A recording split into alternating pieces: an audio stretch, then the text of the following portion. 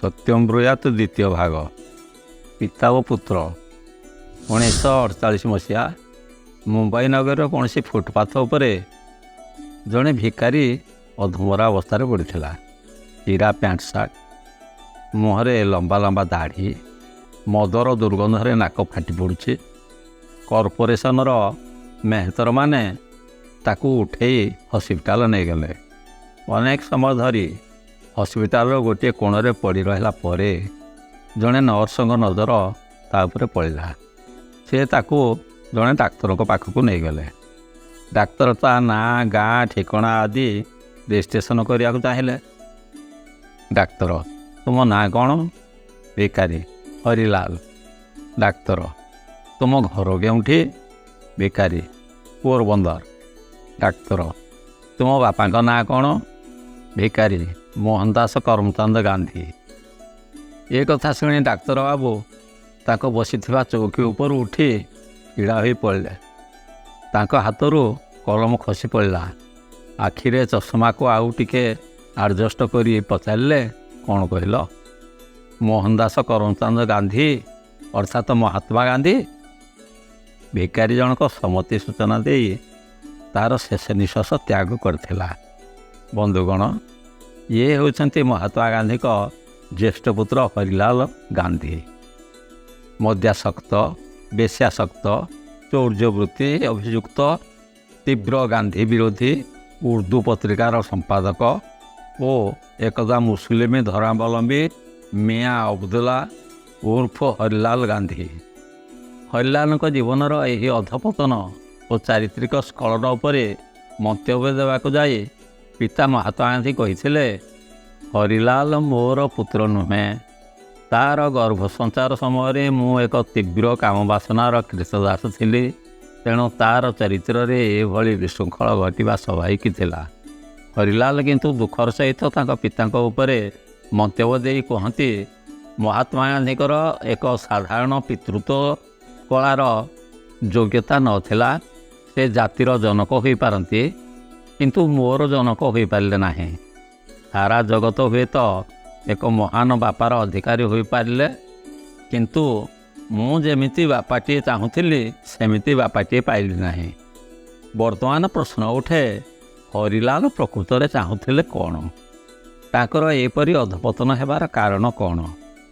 ହରିଲାଲ ତତ୍କାଳୀନ ସମାଜର ଜଣେ ସାଧାରଣ ଯୁବକଟିଏ ପରି ଇଂଲଣ୍ଡ ଯାଇ ବାପାଙ୍କ ପରି ଜଣେ ବାରିଷ୍ଟର ହେବାକୁ ଚାହୁଁଥିଲେ। ଏଥିପାଇଁ ଗାନ୍ଧୀଙ୍କ ନିକଟରେ ଆବଶ୍ୟକ ଆର୍ଥିକ କ୍ଷମତା ନଥିଲା। ଏହି ସମୟରେ ଜଣେ ବ୍ୟବସାୟୀ ବନ୍ଧୁ ତାଙ୍କୁ ଆର୍ଥିକ ସହାୟତା ଯୋଗାଇ ଦେବା ପାଇଁ ଆଗେଇ ଆସିଥିଲେ। ହରିଲାଲ ଏହି ସୁଯୋଗକୁ ହାତଛଡ଼ା କରିବାକୁ ଚାହୁଁନଥିଲେ। ମହାତ୍ମା ଗାନ୍ଧୀ କିନ୍ତୁ ବ୍ୟବସାୟୀ ବନ୍ଧୁକୁ ଡାକି ପ୍ରଶ୍ନ କରିଥିଲେ,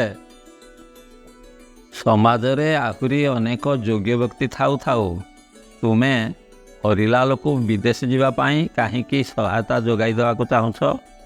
ସେ ମୋ ପୁଅ ବୋଲି ନୁହେଁ ତ? ଏକଥା ଶୁଣିବା ପରେ ବ୍ୟବସାୟୀ ଜଣକ ପଛଘୁଞ୍ଚା ଦେଇଥିଲେ ଏବଂ ଏହି କଥାଟି ଯୌବନର ପ୍ରଥମ ପାଦଦେଶରେ ଉଚ୍ଚ ଆକାଂକ୍ଷା ରଖିଥିବା ହରିଲାଲଙ୍କୁ ଏକ ତୀବ୍ର ମାନସିକ ଧକ୍କା ଦେଇଥିଲା। ପ୍ରଥମ ପତ୍ନୀ ଗୁଲାବଙ୍କ ମୃତ୍ୟୁ ପରେ ମଧ୍ୟବୟସ୍କ ହରିଲାଲ ଦ୍ୱିତୀୟ ବିବାହ କରିବାକୁ ଇଚ୍ଛା ପ୍ରକାଶ କରିଥିଲେ। ଏହା କିଛି ଅସ୍ୱାଭାବିକ ନଥିଲା। ମହାତ୍ମା ଗାନ୍ଧୀ ଏହାକୁ ତୀବ୍ର ବିରୋଧ କରି କହିଲେ, ମୁଁ ସମାଜକୁ ବ୍ରହ୍ମଚର୍ଯ୍ୟ ବ୍ରତ ଅବଲମ୍ବନ କରିବାକୁ ଉପଦେଶ ଦେଉଥିବା ବେଳେ ତୁମକୁ ଦ୍ୱିତୀୟ ବିବାହ କରିବା ପାଇଁ ଅନୁମତି ଦେବା ମୋ ଆଦର୍ଶ ବିରୋଧ ହେବ। ତୁମେ ଯଦି ଦ୍ୱିତୀୟ ବିବାହ କର ତେବେ ମୋର ତ୍ୟଜ୍ୟପୁତ୍ର ହେବ। କସ୍ତୁରବା ଏହି ସମୟରେ ବାପୁ ପୁଅଙ୍କ କଥା ଭିତରେ ହସ୍ତକ୍ଷେପ କରି କହିଥିଲେ, ବାପୁ, ମୋ ପୁଅକୁ ପୁଅ ଭଳି ରହିବାକୁ ଦିଅନ୍ତୁ, ମହାତ୍ମା କରିବା ପାଇଁ ଚେଷ୍ଟା କରନ୍ତୁ ନାହିଁ। ମହାତ୍ମା ଗାନ୍ଧୀ କିନ୍ତୁ ନିଜ ଆଦର୍ଶର ଜିଦରେ ଅଟଳ ରହିଲେ।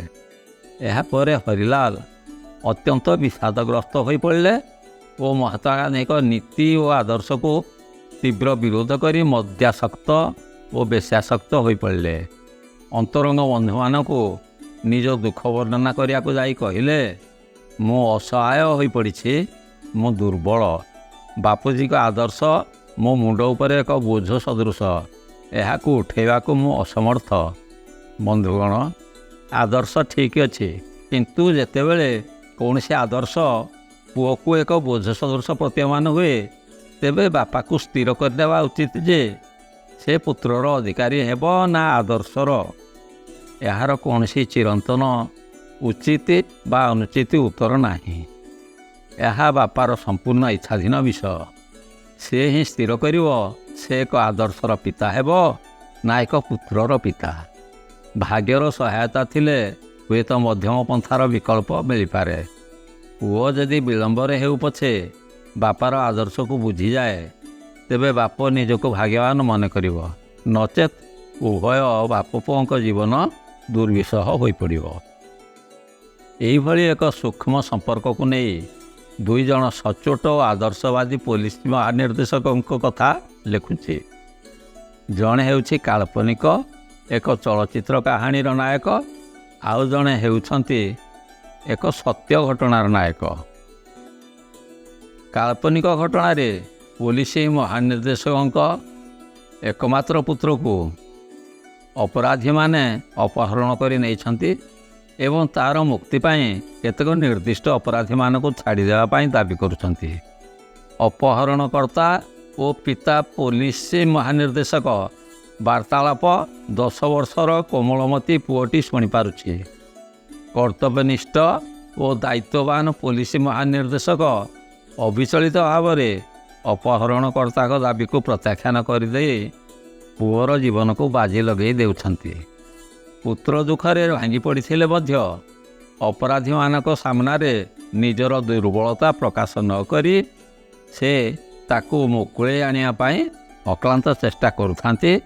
କିନ୍ତୁ ବାପର ଆଦର୍ଶ ପୁଅକୁ ଏପରି ମାନସିକ ଧକ୍କା ଦେଉଛି ଯେ ସେ ଜୀବନ ତମାମ ତାଙ୍କର ଶତ୍ରୁ ହୋଇ ସହରର ଏକ ଦୁର୍ଦ୍ଦାନ୍ତ ଡନ୍ ରୂପରେ ଅବତୀର୍ଣ୍ଣ ହେଉଛି। ବାପାର ଆଦର୍ଶ କଣ୍ଟା ପରି ତା ଜୀବନରେ ଏମିତି ଫୋଡ଼ି ହୋଇଯାଇଥାଏ ଯେ ସେ ତାକୁ ଗୋଟି ଗୋଟି କରି ବାପାଙ୍କ ଦେହରେ ଫୋଡ଼ି ଏକ ମାନସିକ ପ୍ରତିଶୋଧ ନେବାକୁ ଚେଷ୍ଟା କରୁଛି। ଅନ୍ୟ ଜଣେ ସାଧୁ ଓ କର୍ତ୍ତବ୍ୟନିଷ୍ଠ ପୋଲିସ ମହାନିର୍ଦ୍ଦେଶକଙ୍କ କଥା ଏକ ସତ୍ୟ ଘଟଣା ଉପରେ ଆଧାରିତ। ତାଙ୍କର ଏକମାତ୍ର ପୁତ୍ର ଛାତ୍ରୀ ଧର୍ଷଣ ଅଭିଯୋଗରେ ଦୋଷୀ ସାବ୍ୟସ୍ତ ହୋଇ ଜେଲ୍ ଯାଉଛି ଏବଂ କୋର୍ଟରୁ ନିଜ ବାପାଙ୍କ ଲିଖିତ ପ୍ରତିଶ୍ରୁତିରେ ଜାମିନ ନେଇ ଫେରାର ହୋଇଯାଇଛି। ଏଥିପାଇଁ କୋର୍ଟ ମହାନିର୍ଦ୍ଦେଶକଙ୍କୁ ଭର୍ତ୍ସନା କରିବା ସହିତ ତାକୁ ଚାକିରିରୁ ବରଖାସ୍ତ କରିଦେବା ପାଇଁ ସରକାରଙ୍କୁ ନିର୍ଦ୍ଦେଶ ଦେଉଛି। ଏଭଳି ଏକ ନିର୍ଦ୍ଦେଶ ପରେ ନିର୍ଦ୍ଦେଶକ ମହୋଦୟ ପୁଅକୁ ଆତ୍ମସମର୍ପଣ ପାଇଁ ପ୍ରବର୍ତ୍ତାଇବା ପରିବର୍ତ୍ତେ ନିଜେ ଫେରାର ହୋଇଯାଉଛନ୍ତି। ପୁଅକୁ ସୁରକ୍ଷା ଦେଇ ତାକୁ ଜୀବନର ଆଦର୍ଶ ଓ ସମ୍ମାନକୁ ଜଳାଜଳି ଦେବା ସହିତ ସରକାରୀ ଚାକିରିରେ ସମସ୍ତ ପ୍ରକାର ପ୍ରମୋସନକୁ ମଧ୍ୟ ହରାଇବାକୁ ପଡ଼ୁଛି। ଥରେ ଭାବନ୍ତୁ ତ, ସେ ଯଦି ପୁଅକୁ ଧରି ଆଣି ପୁଲିସକୁ ଧରେଇ ଦେଇଥାନ୍ତେ, ତେବେ ସେ ହୁଏତ ଦୁନିଆ ଆଖିରେ ଜଣେ ଆଦର୍ଶ ପୋଲିସ ଅଫିସର ହୋଇଯାଇଥାନ୍ତେ, କିନ୍ତୁ ନିଜ ପୁଅ ଆଖିରେ ଏକ ସ୍ନେହୀ ବାପଟିଏ ହୋଇପାରିଥାନ୍ତେ କି? ବନ୍ଧୁଗଣ, ଆପଣ ମାନନ୍ତୁ କି ନ ମାନନ୍ତୁ, ଏକଥା ସତ୍ୟ ଯେ ପ୍ରତ୍ୟେକ ବାପ ହୃଦୟର କୌଣସି ଏକ ନିଭୃତ କୋଣରେ ଧୃତରାଷ୍ଟ୍ରଟିଏ ଲୁଚିକି ରହିଛି। ସମସ୍ତେ ତ ମହାତ୍ମା ଗାନ୍ଧୀଙ୍କ ପରି ବାପା ହୋଇପାରିବେନି, ଯିଏ ଆଦର୍ଶ ପାଇଁ ନିଜ ପୁଅକୁ ପରିତ୍ୟାଗ କରିଦେଇପାରିବେ, କି ସମସ୍ତେ ଧର୍ମପଦ ପରି ପୁତ୍ର ବି ହୋଇପାରିବେ ନାହିଁ, ଯିଏ ଆତ୍ମାହୁତି ଦେଇ ବାପାକୁ ତାଙ୍କର ଧର୍ମ ସଙ୍କଟରୁ ବଞ୍ଚେଇ ଦେଇପାରିବେ। ଆଜିର ଏହି ଦୁନିଆରେ ଅନେକ ବ୍ୟକ୍ତିଙ୍କୁ ଏହିପରି ଏକ ଦ୍ୱନ୍ଦ୍ୱର ମୁକାବିଲା କରିବାକୁ ପଡ଼ୁଛି। ତେଣୁ ପ୍ରଶ୍ନ ଉଠେ, ବାପାର ଆଦର୍ଶ ଓ ପୁତ୍ର ସ୍ନେହ ଭିତରେ ଏକ ସମୀକରଣ ସମ୍ଭବ କି? ଏହି ସମ୍ପର୍କକୁ ଅତ୍ୟନ୍ତ ତୀବ୍ର ଓ ତିକ୍ତ ନ କରି ଏକ ମଧ୍ୟମ ରାସ୍ତାକୁ ଆପଣେଇ ହେବ କି?